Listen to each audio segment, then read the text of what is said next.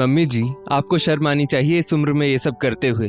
अब क्या मुंह दिखाएंगे हम लोग दुनिया वालों को, और क्या कहेंगे सबको कि इस उम्र में मेरी सास माँ बनने वाली है, और वो भी किसके बच्चे की क्या पता। मुझे माँ बने अभी 1 ही साल हुआ है। जहाँ बेटे बहू के बच्चे पालने की उम्र है आपकी, वहाँ आप अपना बच्चा लेकर घूमेंगी। अब शर्म आनी चाहिए आपको। मुझे तो आपको अपनी सास कहने में भी शर्म आ रही है, और अगर ये बात आपके बेटे आलोक को पता चल गई तो आप सोच भी नहीं सकती कि क्या होगा आपका। सलोनी अपनी सास विमला जी से बोली। विमला जी, जिनके पास कहने को शब्द नहीं थे, खामोशी से अपनी बहू की बातें सुने जा रही थी। अंत में वो सिर्फ इतना बोली कि बहू, आलोक को अभी कुछ मत बताना। सलोनी बोली, हाँ देखा कैसे बेटे के नाम से हवाइयां उड़ रही हैं आपकी। जब ये कुकर्म किया तब बेटे बहू की याद नहीं आई आपको, जो अब सबके सामने ये बात खुलने का डर सता रहा है। मैं तो आलोक को ये बात बताकर रहूंगी। आने दीजिए, अभी कमरे में जाकर सब बताती हूँ उनको। पता नहीं कहाँ मुंह काला करके आई है आप इस उम्र में। विमला जी फपक फपक कर रो पड़ी और खो गई अतीत के गलियारे में। हंसता खेलता परिवार था विमला जी का। विमला जी जब केवल 17 बरस की थी, उनकी शादी उनसे 2 साल बड़े चंद्रशेखर जी से हो गई थी। चंद्रशेखर जी तब अध्यापक बनने के लिए बीएड की परीक्षा दे रहे थे, और 2 साल बाद उनका ये सपना पूरा हुआ। अब चंद्रशेखर जी सरकारी स्कूल में अध्यापक बन चुके थे। विमला जी केवल 19 वर्ष की थी जब उन्होंने 2 जुड़वा बच्चों को जन्म दिया, जिनका नाम उन्होंने आलोक और सीमा रखा। विमला जी अब अपने घर परिवार में पूरी तरह रच बस गई थी। अपना घर परिवार और बच्चे संभालती थी। बहुत छोटी उम्र में शादी हो जाने के कारण उनमें पहले इतनी समझ नहीं थी, मगर वक्त के साथ साथ वे सब कुछ सीख गई थी। वक्त के साथ हालातों ने अजीब करवट ली, और एक दिन अचानक एक सड़क दुर्घटना में चंद्रशेखर जी की मौत हो गई। उसके बाद घर परिवार और बच्चों की जिम्मेदारी अकेले विमला जी पर आ गई। विमला जी के सास ससुर भी उन्हीं के साथ रहते थे। सास ससुर और अपने 2 बच्चों की जिम्मेदारियों को पूरा करने के लिए विमला जी ने अचार पापड़ बनाने का काम शुरू कर दिया, मगर अचार पापड़ के काम से भी घर का खर्चा पूरा नहीं होता था। विमला जी के पड़ोस में रहने वाली सुनीता भाभी के पति एक बड़े हॉस्पिटल में काम करते थे, जहां एक ऐसी औरत की जरूरत थी जो डिलीवरी वाली माओं की देखभाल कर सके। जब सुनीता भाभी ने ये बात विमला जी को बताई तो विमला जी इस नौकरी के लिए तुरंत तैयार हो गई, और अब विमला जी अपना घर परिवार संभालने के साथ साथ हॉस्पिटल में नौकरी पर भी जाने लगी थी, ताकि वे अपने घर का खर्च निकाल पाए। शनिवार और रविवार हॉस्पिटल से उनको छुट्टी दी जाती थी। तब विमला जी ऑर्डर लिए हुए अचार पापड़ तैयार करती। विमला जी का एक बेटा आलोक और एक बेटी सीमा थी, जिनकी पढ़ाई लिखाई का खर्च और अपने सास ससुर की दवाइयों का खर्च विमला जी नौकरी करके पूरा कर रही थी। मगर विमला जी की सास रूपमती जी को विमला जी का हॉस्पिटल जाकर नौकरी करना बिल्कुल पसंद नहीं था। शुरुआती दौर में तो वो कुछ नहीं बोली, क्योंकि रूपमती जी और उनके पति कमलेश जी की दवाइयों का खर्च भी तो विमला जी ही उठा रही थी। रूपमती जी मौका तलाशती रहती कि कब बहू कुछ ऐसी गलती करे कि उन्हें बहू को टोकने का मौका मिल सके। एक दिन पड़ोस वाली सुनीता भाभी के पति राजेश जी हॉस्पिटल जाने के लिए अपनी स्कूटी से घर से निकले ही थे कि उन्हें विमला जी भी घर से निकलते नजर आई। क्योंकि दोनों एक ही हॉस्पिटल में काम करते थे, इसलिए विमला जी को देखते ही वे बोले, भाभी जी आइए, मेरी स्कूटी पर बैठ जाइए, मैं भी हॉस्पिटल ही जा रहा हूँ। विमला जी बेचारी आज पहले से वैसे ही लेट हो चुकी थी। उन्होंने भी राजेश जी के आग्रह को स्वीकार कर लिया, और वे राजेश जी के पीछे स्कूटी पर बैठकर हॉस्पिटल के लिए निकल गई। रास्ते में उन्हें उनकी मौसी सास कलावती जी ने देख लिया। कलावती जी ने तुरंत अपनी बहन रूपमती को फोन किया और बोली, रूपमती जरा अपनी बहू पर लगाम रखो, भरी जवानी में विधवा हो गई, इसका मतलब ये नहीं कि पति के मरने के बाद गुलछर्रे उड़ाए। रूपमती जी बोली, तुम कहना क्या चाहती हो, साफ साफ कहो।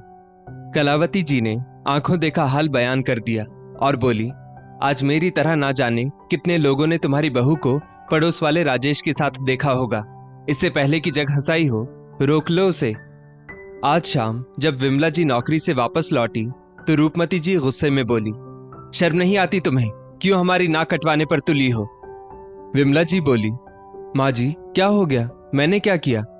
रूपमती जी बोली, बहू तुम हमारा खर्च पूरा करती हो, इसका मतलब ये नहीं कि तुम बाहर जाकर गुलछर्रे उड़ाओगी और हम बर्दाश्त कर लेंगे। तुम पड़ोस वाले राजेश के साथ चक्कर भी चला रही हो और नौकरी भी कर रही हो। तुम्हारे तो दोनों काम एक साथ हो रहे हैं। मेरे बेटे चंद्रशेखर को मरे अभी 6 महीने ही हुए हैं और तुमने दूसरे आदमियों पर डोरे डालना भी शुरू कर दिया।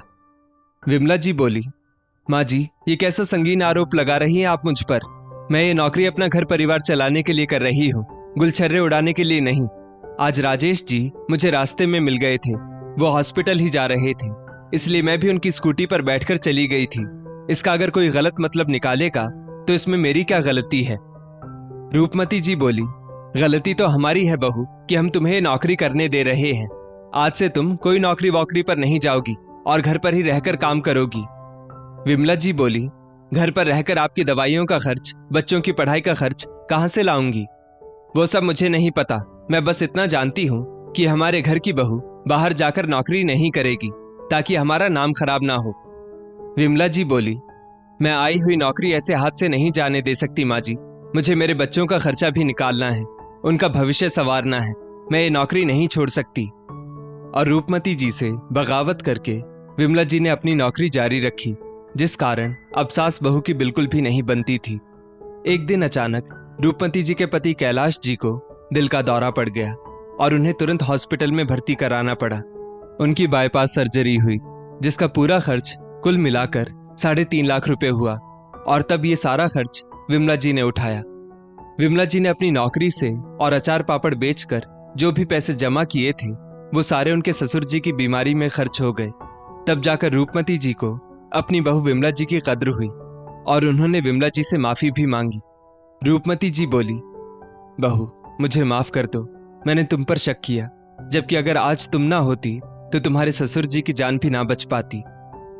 विमला जी अब भी पहले की तरह रोज नौकरी पर जाती। धीरे धीरे उनके बच्चे भी बड़े हो रहे थे और उम्र के ढलते ढलते विमला जी के सास ससुर का भी निधन हो चला था।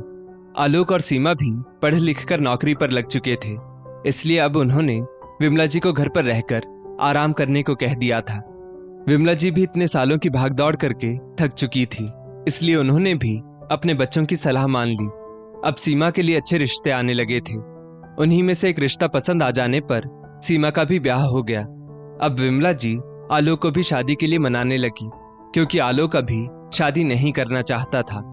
आलोक के लिए लड़की देखने का जिम्मा आलोक की बुआ सुधा जी ने ले लिया और वो आलोक और विमला जी को लड़कियां दिखाने लगी। एक बार बुआ जी आलोक के लिए सलोनी का रिश्ता लेकर आई। सलोनी बुआ जी के देवर की बेटी थी। सलोनी नौकरी करती थी और घर भी अच्छे से संभाल लेती थी। बुआ जी ने सलोनी की इतनी तारीफ की कि विमला जी ने लड़की की ज्यादा खोज खबर निकालना जरूरी नहीं समझा। आलोक अब भी शादी के लिए तैयार ना था, मगर बुआ जी कहाँ मानने वाली थी। वो बोली, आलोक मेरी भतीजी के लिए रिश्तों की कमी नहीं है। वो तो मैंने मेरे देवर के घर वालों को तेरी फोटो दिखा दी तो उन लोगों ने तुझे पसंद कर लिया, और अब तू है कितना अच्छा रिश्ता हाथ से जाने देना चाहता है।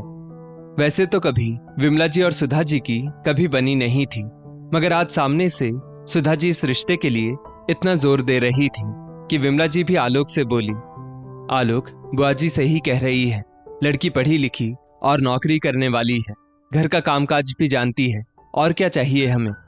बुआ जी ने भी सलोनी के बहुत गुणगान गाए, इसलिए आलोक और विमला जी ने इस रिश्ते पर आंख बंद करके विश्वास कर लिया। आलोक जो अब तक ना नुकुर कर रहा था, अपनी मां और बुआ जी के सामने हथियार डाल चुका था। थोड़े दिनों बाद धूमधाम से सलोनी और आलोक की शादी हो गई।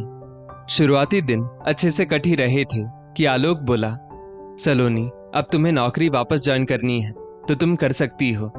सलोनी बोली, आलोक मैं अब नौकरी नहीं करूंगी, मैं तो बस शादी करके घर में ही रहना चाहती थी। नौकरी तो बस इसलिए ही करती थी क्योंकि आजकल लड़के वाले भी यही चाहते हैं कि उनको पढ़ी लिखी नौकरी करने वाली बहू मिले। आलोक बोला, तुम पढ़ी लिखी हो सलोनी, तो तुम घर पर क्यों बैठना चाहती हो? 2 पैसे कमाओगी तो अपने पैरों पर खड़ी कहलाओगी और घर खर्च में भी मेरी मदद कर पाओगी। सलोनी गुस्से में बोली, मैंने शादी घर खर्च में तुम्हारी मदद करने के लिए नहीं की, समझे? मैं तो घर पर रानी बनकर रहूंगी। मेरा पहले से ख्वाब था कि मैं घर और बाहर का कुछ काम ना करूं और सिर्फ रानी बनकर घर पर राज करूं।